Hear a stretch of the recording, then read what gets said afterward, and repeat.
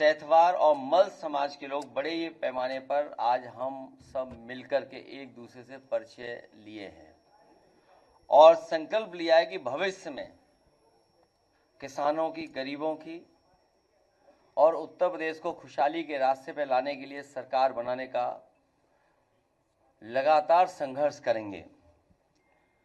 यहाँ बड़ी संख्या में वो साथी आए हैं जो स्वर्गीय केदारनाथ सिंह जी सैथवार जी का सम्मान हमेशा करते रहे, उनसे जुड़े रहे, न केवल भावनात्मक बल्कि राजनीतिक, और समय समय पर यहाँ पर उपस्थित सभी लोग उनके संघर्ष के साथी रहे।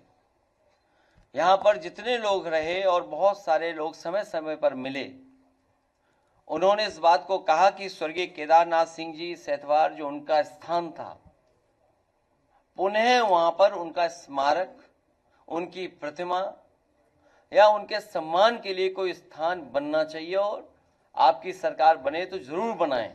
मैं यहां पर सभी उनके साथियों को भरोसा दिलाता हूं कि गोरखपुर के साथ साथ लखनऊ में गोमती रिवर फ्रंट पर जो राजधानी की सबसे प्रतिष्ठित जगह है और पूरे उत्तर प्रदेश की सबसे कीमती जगह है, उस जगह पर स्वर्गीय केदारनाथ सिंह सैथवार जी की प्रतिमा लगा करके उन्हें भी सम्मान दिलाने का काम हम लोग सरकार बनने पर करेंगे।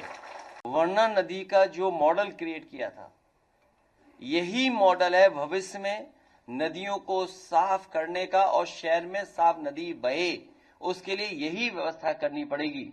लेकिन ये सरकार नदियां नहीं साफ कर रही है, ये बजट साफ कर रही है, नाले पर रिवर फ्रंट बना रही है। इन्हें हर अच्छी चीज को कैसे खराब करना है उसके लिए प्लान करते हैं, कैसे लूटा जाए उस पर प्लान करते हैं। मेरे एक साथी ने कहा था कि आप सोना खरीद लो और सोना खरीदने से ये होगा कि दिवाली तक आओगे तो बहुत कमा लोगे। मैंने उसकी बात नहीं मानी। उस दिन एक पत्रकार साथी ने भी कुछ सवाल पूछा था, उस दिन भी मैंने उसको सुझाव दिया था, लेकिन उस दिन भी मैंने एक गलती कर दी। अगर आज सोना खरीदा होता जब उसने सुझाव दिया था, उस समय 90,000 रुपया था, उससे के आसपास था। आज 1,25,000 से ऊपर पहुंच गया, 27 हो गया है।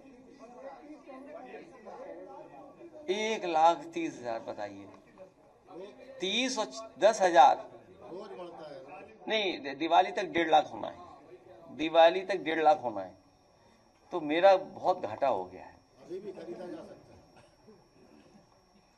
मेरा बहुत घाटा हो गया। सरकार की बात नहीं मानी, आप लोगों की बात नहीं मानी। लेकिन आप सोचिए, अभी शादियों का सीजन आने वाला है, हालांकि सर्दियों में कम लोग शादी करते हैं, गरीब, लेकिन फिर भी करते हैं आज के समय पर। अब गरीब बताओ क्या दे पाएगा अपनी बेटी को, बताइए। लोग कहते हैं कि नाक का सबसे छोटा सामान होता सोने का, नथुनी भी नहीं दे सकता, लॉन्ग नथुनी बड़ी हो गई, हाँ कील। सोचिए आप, ये स्थिति पैदा करी सरकार ने। इन्हें कोई मॉडल की जरूरत नहीं है, बीजेपी के पास कोई मॉडल नहीं है। और जो लोग एनकाउंटर का बहाना लेकर के लॉ एंड ऑर्डर की बात कर रहे हैं कि ये परसेप्शन क्रिएट कर दो कि एनकाउंटर से लॉ एंड ऑर्डर ठीक होगा। अगर एनकाउंटर से लॉ एंड ऑर्डर ठीक होता तो बंथर जैसी घटना कैसे हो गई? वाल्मीकि समाज के बेटे को या उनके परिवार के एक सदस्य की पीट करके जान कैसे ले ली गई? इसका जवाब है सरकार के पास क्या कोई? और फिर जो zero tolerance law and order के लिए बात कर रहे हैं, जो जीरो टॉलरेंस करप्शन की बात कर रहे हैं, 100 तहरीर हैं कानपुर में, अभी तक बुलडोजर नहीं चला है। आईपीएस को बचा रहे हैं, आईपीएस अपराधियों को बचा रहे हैं। ये बहुत सीरियस इशू है। न केवल पूरा देश इस गंभीर विषय पे चिंता कर रहा है, बल्कि हमारे बहुत सारे दलित समाज के लोग चिंतित हैं और बहुत सारे पीडीएस समाज के लोग चिंतित हैं कि किस तरीके से भेदभाव की वजह से क्या क्या सामना करना पड़ रहा है और भेदभाव की वजह से इतना दबाव बनाया जा रहा है कि लोग जान दे रहे हैं। आखिरकार दोषी कौन है? जो दोषी हो उस पर सजा मिले। अभी कोर्ट ने कि आईपीएस को भी जेल भेजने का दिया है निर्देश। हमें उम्मीद है कि कोर्ट इसमें भी उसको न्याय देगा, न्याय मिलेगा। आज एक अंग्रेजी अखबार में एक आर्टिकल है किसी के आईपीएस ऑफिसर का, एक आईपीएस ऑफिसर का। वो आईपीएस ऑफिसर कभी हमारे इंटेलिजेंस के भी अधिकारी थे। अब सरकार जब हमारी चली गई तब पता लगा सबसे झूठा अधिकारी था वो। एक ये जो आंकड़े दिए जा रहे हैं इनकाउंटर के, क्या डराने के लिए दिया जा रहा है? अगर इनकाउंटर से लॉ एंड ऑर्डर बेहतर होता तो अखिलेश दुबे का इनकाउंटर क्यों नहीं करी सरकार? अगर सरकार ही इनकाउंटर करा रही है, अगर बीजेपी ये कहती है कि इनकाउंटर से लॉ एंड ऑर्डर ठीक होता है, हमने तो कहा था कि वो इनकाउंटर कर देंगे, उसका भी, अखिलेश दुबे का भी देख लेना आप। हमने उस सदन में उठवाया कि उसकी जान को खतरा है।